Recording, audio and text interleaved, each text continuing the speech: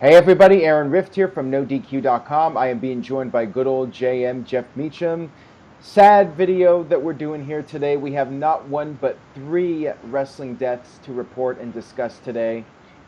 Not a good day for the wrestling industry. We lost three people. One of them being the great Nikolai Volkoff, of course, known for his Russian national anthem. One of the great heels of the 1980s. He teamed up with the Iron Sheik.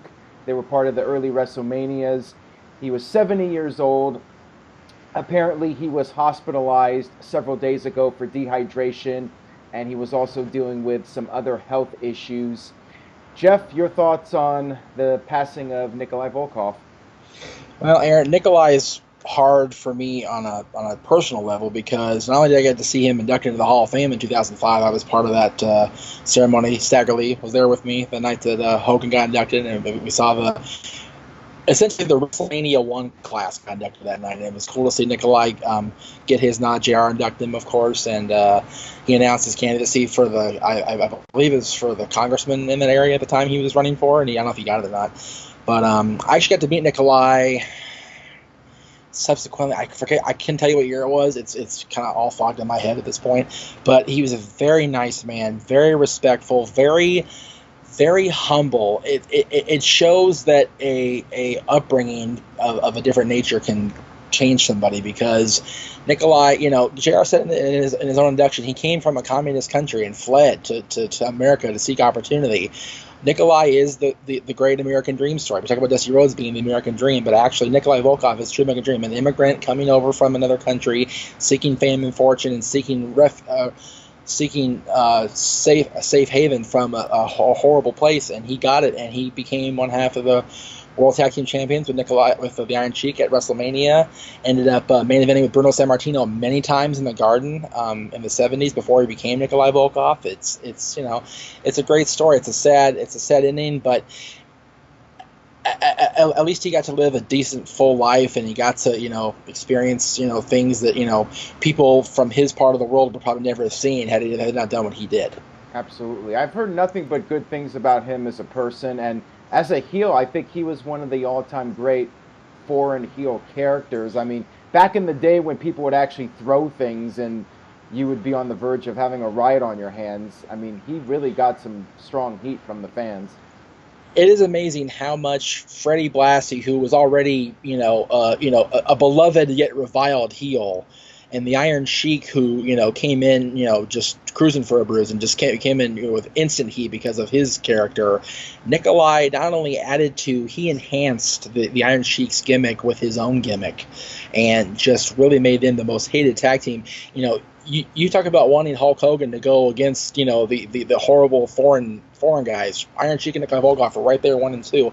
I believe Nikolai was in the first main event of Saturday Night's Main Event, or one of the early ones. That's what I was going to ask against you. Hogan for. I believe it was the second one, because I think the first one was Hogan and Orton. That's Greg can tell you better. He's the champion, not me. Yeah. But he's not here.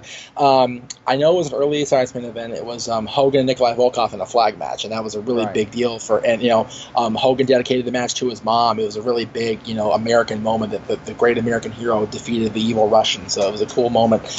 I had something. I lost it. Yeah, I believe it was the second one from what my memory recalls. I want to say it was November of '85. That sounds accurate in my head. October, November, somewhere around there. Somewhere that air date. It's funny because people have been saying all morning on Twitter that it's because of Nikolai Volkoff that they know the Russian national anthem by heart. When I was toward the end of in the business part of my career, when I was in indie wrestling, I worked for a company called Battleground, and our main heel, our top heel, and our booker was a Russian gimmick, Sasha Derevko and his brother Alexis. And they would have everybody in attendance stand, and they played the Rocky IV version of the Russian national anthem, the big, towering one with just like, I remember this. I remember the words because of Nikolai. So I would sit there and totally play heel announcer guy and just salute the Russians because that's what Nikolai taught me to do. Yep, and as Jesse Ventura said, it was a beautiful voice that he had. Cara Mia Mai, man. You can't go wrong. Yeah, that's on the wrestling album. I recommend checking that out. I love that album, by the way. I don't think that album gets nearly enough love. What is such baloney is of all the wrestling CDs or whatever they've put out on Spotify, their wrestling album in its entirety is not yet on there. It should be. I mean, so many great songs in my opinion. Jimmy Hart, Eat Your Heart Out, Rick Springfield. Actually, I think that is on there on Spotify. But It might it's be. just by itself. But that album should be together on its own. I mean, the album cover art alone is worth a look on Spotify if they would put it on there, because the album cover is just ridiculous. Oh, I love it with Mean Gene Okerlund, Vince, and Jesse Ventura in the front, and then all the wrestlers in the background just acting all goofy. I love it. Just, it was so the 80s WWF. Yeah. Grab Them Cakes, JYD. Lots of great stuff on there. What's funny is, like, you know, you hear a lot of the songs now on the network because they've dubbed over, like, you know, for JYD, when everyone buys this, they've dubbed over a lot of that stuff. You know, Nikolai, they play his song out there. They play Cara Mia sometimes when you're watching that. But every once in a while you'll catch it. It's just funny how they do some things. It's really neat. And he was also on a lot of the early TNT episodes when I was watching back on those. So he was definitely a big part of the mid-'80s WWF scene. He was part of those early WrestleManias. And then he formed a tag team, the Bolsheviks. That was after Iron Sheik got fired. And then they were a team for a while. And then in the early 90s, we had Nikolai come back, and they had that whole storyline with Ted DiBiase, which was memorable, where basically Nikolai had become broke, and Ted DiBiase was bringing him in, and he had the Scent logo on his vest. Man. That was great stuff. I love that storyline. It was really good. It was cool to see Nikolai, you know, kind of come back to the country. At the time when Sergeant Slaughter had turned against the country, Nikolai came back and joined up with Taxi Duggan. Remember at the 1990 Survivor Series, it was Slaughter's team against Duggan's team, and Nikolai was with Duggan. But then when he came back in the mid-90s during the New Generation era with the $1 Million Corporation, he was really the first actual member of the corporation.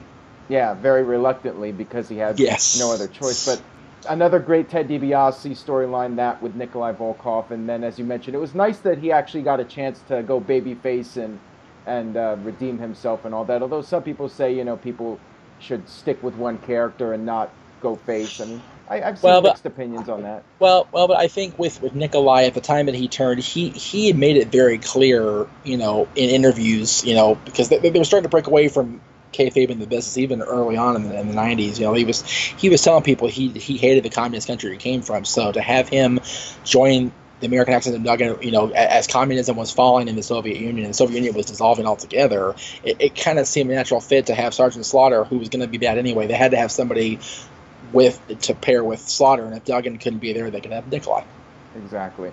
All right, so let's talk about the next death on our list, which is really tragic because in Volkoff's case, he was 70 years old, but here we have somebody who clearly was having a lot of problems in his life, a lot of issues, and he could not work out those problems. Brian Christopher, a.k.a. Brian Lawler. Brian Lawler is actually his real name, of course, the son of Jerry the King Lawler, and known as Grandmaster Sexay during the Attitude Era. So he had been in a lot of legal trouble as of late. He was arrested a couple months back for trying to leave a hotel without paying his bill, and that was something like $400 or $500.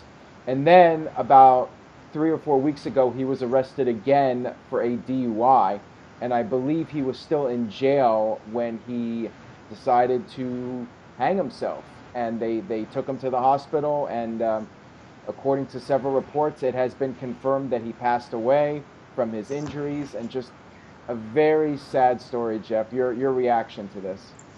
Well, let me first say right here, I actually tried to call, and I sent a text to Jerry Lawler this morning.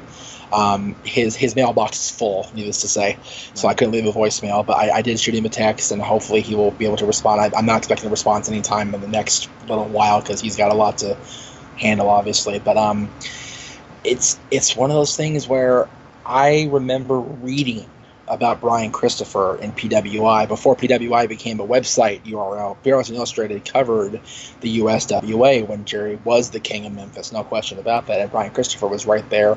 It was the worst kept secret in wrestling that Brian Christopher was Jerry Lawler's son, and they openly acknowledged it in the WWF without actually openly acknowledging it until the very end of his career. But it was cool to see him get a chance with the light heavyweight division when they brought that title back from the J Crown, and they had Taka and Brian in the light heavyweight title match at the DX pay-per-view, and then Brian kind of morphed into the character with Scott Taylor, and it became too much. And then, of course, Too Cool exploded and teamed up with Rikishi and became one of, if not the most popular acts of definitely the year 2000. I remember being at WrestleMania, and I remember the Royal Rumble 2000. It's our buddy Rachel Dream put that on Twitter this morning when Scotty came out to prevent Rikishi from beating Bryan up, and then they did the dance in the middle of the ring. In the middle of the Royal Rumble match, they did the Too Cool dance. It was so funny, and it's one of those classic Attitude Era moments you're only going to find during that period of the WWF history. And I didn't like Bryan's last appearance when Michael Cole brought him out. I remember that. And went against Jerry when Michael and Jerry were feuding. It was just like, okay, it's bad enough you fire the guy for trying to cross the border with whatever he was trying to cross the border with in 2001, but to only bring him back for something like that, I thought that was a little shady. I mean, I guess they all agreed to it, so more power to them if they were okay with it. But from a fan standpoint, I thought that was a little low.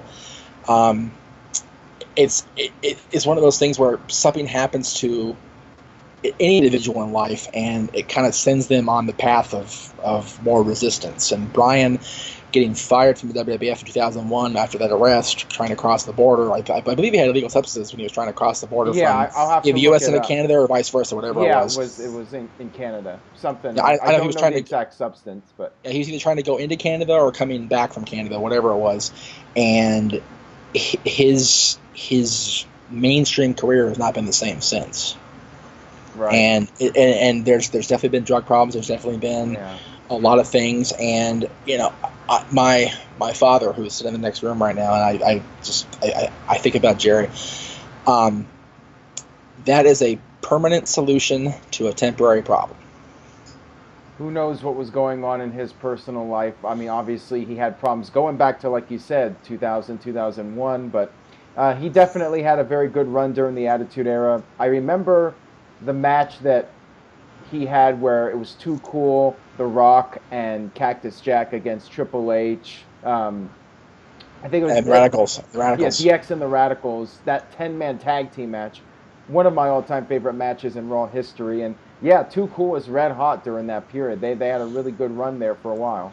Yeah, and what was good about Too Cool and Rikishi at the time was they were paired with the, as I'm fond of saying, the white hot Triple H and the Radicals. The Radicals were fresh off WCW TV. Triple H was the top heel in the industry at the time. He was the WWF champion. He was ruling the roost. He was running the company on TV with Stephanie. So to put Bryan and Scott and Keish and Rock and Jack with that tag match really put Too Cool up into the upper echelon. It was really cool for them. And like I said, it's whatever was happening between the time of his arrest in 2001 and what happened this morning. I'm of the belief there's always another way to solve that problem than what has happened, but I can't speak for him. I wasn't there. I don't know what was going on with him, but I sincerely send condolences out to Jerry and to everybody in the Lawler family, and just breaking news, and just a sad way to start our Sunday. Absolutely. We have one more death to mention here real quick, and that's Brickhouse Brown, who I believe he did enhancement work for WWE, but for the most part his career was in other promotions such as the NWA, the AWA, and USWA. An interesting story about him is that he was battling stage 4 prostate cancer, and I believe it was the 20th of July it was reported that he passed away, but then it was revealed that he was actually still alive. So not often, well, I guess it does happen sometimes where somebody's death is prematurely reported. Just another sad story, and I believe he was 57. They've been calling it a kick out. Yeah, they've been calling it a kick out. He kicked out of the battle with cancer last week, but then he didn't make it through the rest of this week. So it's if you go back and comb ever so delicately through the network stuff of the old Jim Crockett stuff, you'll find Brickhouse Brown. So just kind of one of those hell of a hand type guys. He didn't do a whole lot, but what he did was actually pretty darn good. And it's one of those things where you look at the tragedy of Brian and you think about, well, yeah, cancer is always tragic as well, but he's been battling this for a long, long time, so maybe it's one of those things where he's done suffering. Yeah, exactly. All right, so that's all we got for this video here. Thank you, Jeff, for being on, and thank you for everyone out there watching this. Feel free to share your thoughts and memories of these performers. Leave a comment on NoDQ.com, and stay tuned to NoDQ for the very latest. Jeff, you have any plugs? Just stay tuned to NoDQ for everything that's going on. I'm sure we're going to have more news come in as the day goes on, unfortunately. NoDQ.com/Jeff is where you can follow Jeff, and of course follow me at Aaron Rift on social media, and of course NoDQ.com. We'll see you guys next time.